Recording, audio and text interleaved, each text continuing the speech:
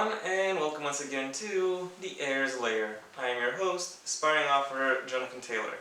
Today I'm going to go through the writing queue hashtag on Twitter, and I'll be answering questions other writers who are also on Twitter have posed about their stories or about the way they or about the ways they write. So, without further ado, I'm going to put 15 minutes on the clock here, and let's start. First one from Kira of the Wind, one of my mutuals. Also, a whole bunch of these questions have a bit of a lead-in text. I'll always skip it. So, among them, Kira's. So, going directly to her question, who is the cruelest character in your world/story? Well, to be honest, Kira, the story I'm writing is about the military, and is specifically supposed to be about the unsavory acts connected to warfare. Maybe not the current book, but the sequels I have in mind will definitely be about that. So, cruelty is kind of a relative relative concept. That being said, I will say there is a Cruelest character, but I don't think that Cruelest character has been given a name so far, nor has he appeared yet. So I don't think as though. So I can't really say who it is. Moving on. Does alcohol or other substances? Okay, this is from Karen Lickabo. I hope that's how you say her name. Does alcohol or other substances take part in your stories? Incidentally, yes. There is a ball at some point in the middle of the story, or at some point after the middle, around the middle, and alcohol is part of it. People do get served wine there. Is it something your MC uses or enjoys?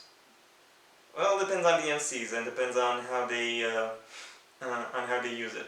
There's one particular chapter where one of the MCs gets very drunk.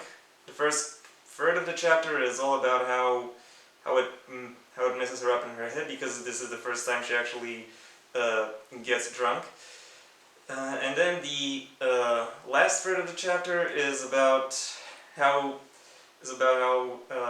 people close to her are trying to coax her out of being drunk. What happens in that middle third, I won't spoil it just now. It's a very spoiler heavy topic, so I'm not going into that. And next up, how hungover does your MC get? Well, actually not at all, because as I said, in that last third of that chapter, there is someone who helps coax her through it, and she ends up not being hungover at all. Might be a bit wish fulfillment-y, but still, it's what happens. Next one from Sam Clover. Does your MC's main goal ever change over the course of your story?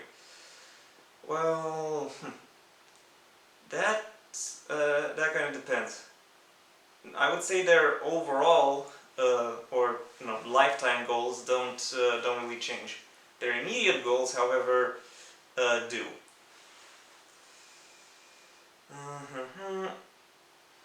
Do you have any scenes that make you cry or think will get your readers to cry? By Gabriela Buba. Yes.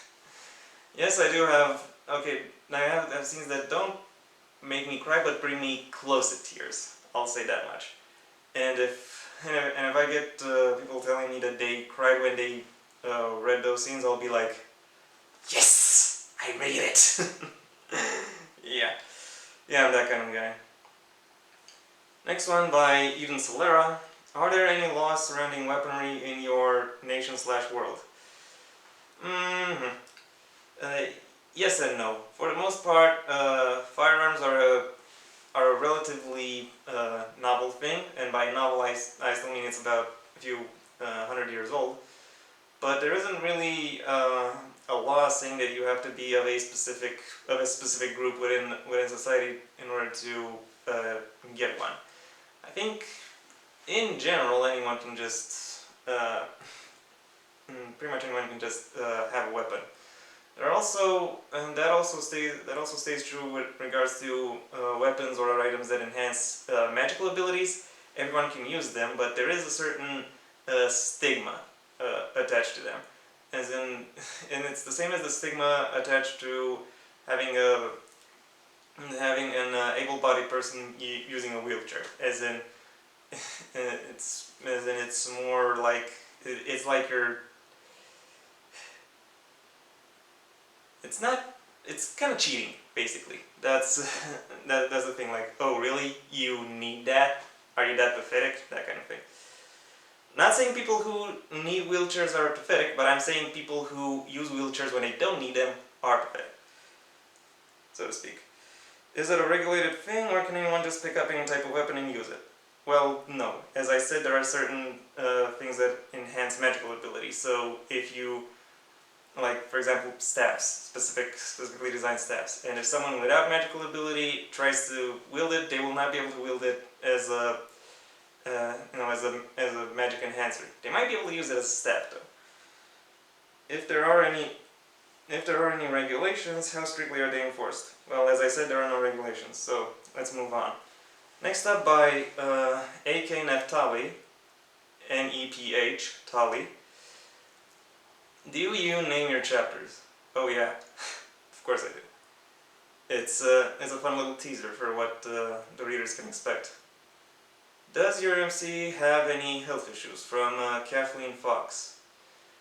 Well, I'll say no. None of them have any physical health issues. One of them might deal with some levels of anxiety, given some aspect of their background might make them unsure of how they will deal in their new setting. But overall, it all has nothing too severe, so to speak. It's nothing that would require clinical diagnosis or something like that. Another one from Sam Clover. Does your MC like the heat or despise it? Well, I kinda designed it. I kinda made these. I kinda created the characters to sorta reflect the 4 seasons. And of the 4 seasons, I will say Juliana is evocative of the spring, and in fact, spring is her favorite season. The fact that most of the book takes place in the winter is absolutely torturous to her. As for my other characters, main characters, Elizabeth is definitely a winter girl. And then I will say Marfa is autumn, and Victor is summer. So that's kind of their thing. Next one from Amy Marsden. Do you prioritize your WAPs or writings in progress? Well, I only have one, so there's no real need to prioritize. Next one from John Walker Wolf. Have you ever written something in a roundabout way without trying to conceal something by that? Oh. Well, I sure hope I don't. Like, I try to keep myself as straightforward and to the point as I could. That, unfortunately, and also I've been talking this out for my beta readers, and trying to find where and how I could tell this story most effectively. And that unfortunately meant that I at times had to cut out certain segments that I thought really added a bit more personality and flavor and nuance to certain dynamics. But overall, I hope I think it's still a good effort in general. Next on up from Lara Ruse. What frustrates you the most about writing? About writing in particular? Well, I would say it's writer's block, but I already have a technique against that. I will say it's about when you have your book off somewhere to be edited or formatted or whatever, yeah, and and you have to wait for other people to give their verdict on what you wrote. It's not the verdict itself that really bothers me, but the fact that it's it's far away and I can't do anything productive about the book. That's what I personally find most frustrating. Next up by Ariel Adams. If you had to go back in time to any period in world history, where would you go and why? This is not about writing, but whatever. I will say, there are lots of places I would go just to kind of, explore. But I think as of right now, my answer would be ancient Rome. Ask me again in another hour, and it will be 18th century or something. Ask me again, and it will be like, I don't know, 19th century China or something like that. So, yeah, that's my answer. Another one from Eden Solera. Are there any age limits / requirements for people to hold certain government offices in your nation / world? If so, what are they and why were they put in place? Well, I haven't really thought about that. But if I were to give an answer, I would say basically any elected office can be taken by anyone who is over the age of 18, over the age of maturity.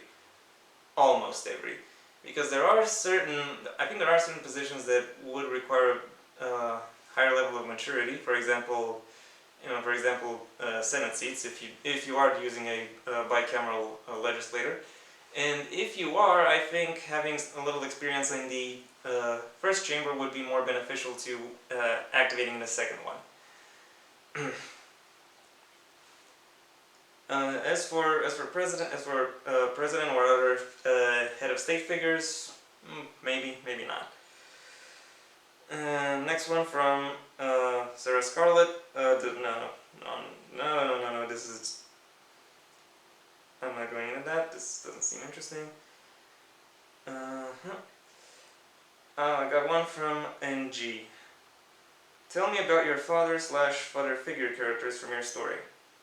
Well, 3 of my MCs have fathers, but the thing about them is they're not really characters in the story. They are more mentioned, and their influence is to some extent described, but they aren't really characters in and of themselves.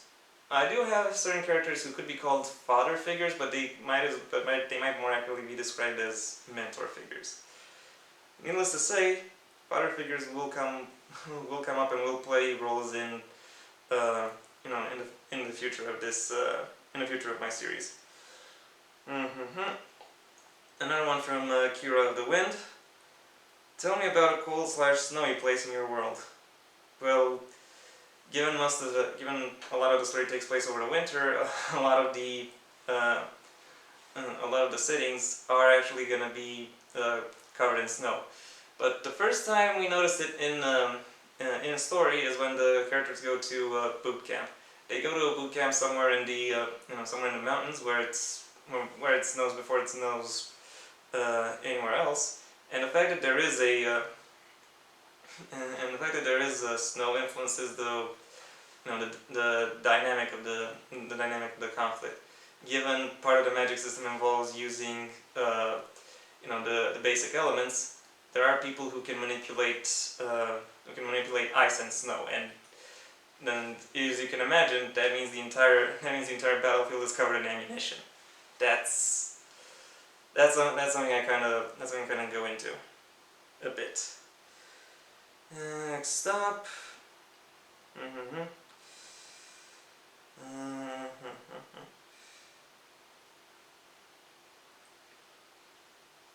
Tell me a redeeming quality for one of your otherwise evil characters. Another one from Kira of the Wind. I will say I don't really single out any particular characters who are evil, but of the characters who are morally gray and who also have names, I will say Claudia is diligent. She is very careful about how she presents herself and how she actually works. and I think that is what makes her somewhat redeemable. The fact that she cares about uh, how her efforts shine through. And next up.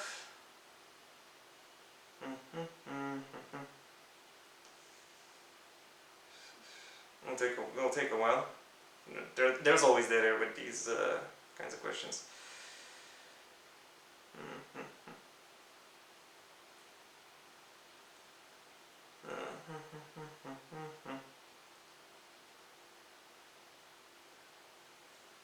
Okay, time's technically up, but I found one question I still want to answer. Namely, how is your MC's relationship with their father or father figure? Well, Victor is an orphan, so he doesn't have any parents. Martha very much looks up to her father, and in fact joined up to be part of the military specifically so she could emulate him and walk in his footsteps. And Elizabeth has a more troubled relationship with her father, as in he showed her how to take care of herself, but often felt like she was infantilized, talked down to by him. That's why she doesn't really want to interact with him a lot of the times. And Juliana has a very distant relationship to her father. She was much closer to her mother growing up, and they spent a lot of their time together. And yeah, so I pretty much have the whole spectrum from from an involved capital F father to completely absent. That's because I thought that's not really something I deliberately sought out, but it is something I thought would be fitting given the world and the backstory. And yeah, that was my look into the writing queue hashtag. I'm sorry for the dead air. I'm sorry for any stumbling that I went through. I don't usually do videos off the cuff. But I still hope you enjoyed it nonetheless, and thank you for your attention. If you enjoyed this video, as awkward as it was, leave a like. If you have anything you'd like to add, the comment section awaits your input. And if you want to see when the next video comes out, then go ahead and subscribe. Maybe also ring the bell or do whatever else YouTube will ask of you in order to keep you notified. Until next time, I'm Jonathan Taylor, and this has been the Heir's Lair.